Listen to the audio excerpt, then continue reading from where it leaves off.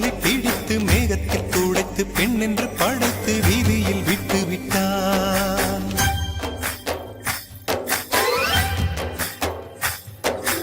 இப்படி இன்னொரு பெண்மையை படைக்க தன்னிடம் கற்பனை தீர்ந்ததை எண்ணித்தான் பிரம்மனும் மூர்ச்சையுற்றான்.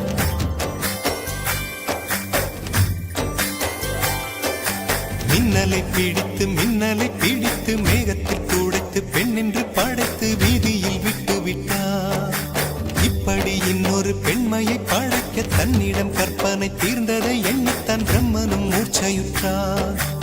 அவளின் நாசிக்குள் நுழைந்த காற்று உயிரை தடவி திரும்பும் போது மோட்சம் அடைந்து ராகங்கள் ஆகின்றதே. ஓஹோ, மழையின் துளிகள் அவளை நனைத்து மார்பு கடந்து இறங்கும் பொழுது முக்தி அடைந்து முத்துக்கள் ஆகின்றதே. மின்னலை பிடித்து மேகத்தில் துடைத்து பெண் என்று படைத்து வீதியில் விட்டு விட்டார்.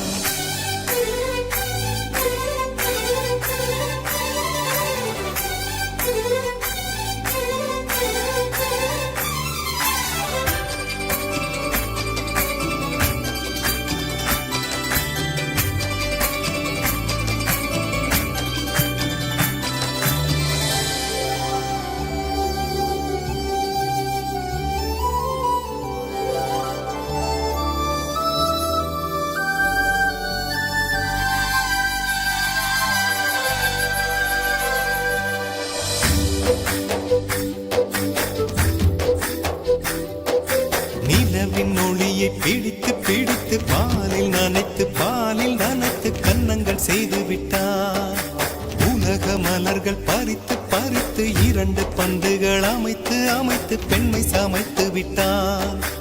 அழகு என்பது ஆண்பாலா பெண்பாலா என்பதில் எனக்கு சந்தேகம் தீர்ந்தது. அழகு என்பது நிச்சயம் பெண்பாலடா.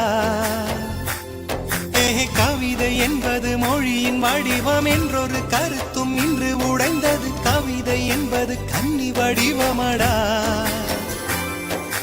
மின்னலை பிடித்து மேகத்தில் துடைத்து பெண் என்று படைத்து வீதியில் விட்டு விட்டார்.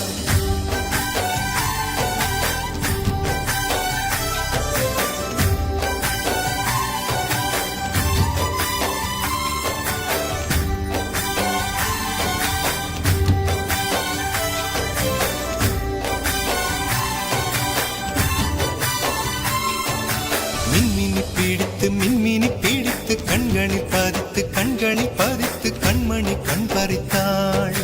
தங்கத்தை எடுத்து அம்மியில் அரைத்து மஞ்சளாய் நினைத்து கண்ணத்தில் குழைத்து ஜீவனை ஏன் எடுத்தாள்.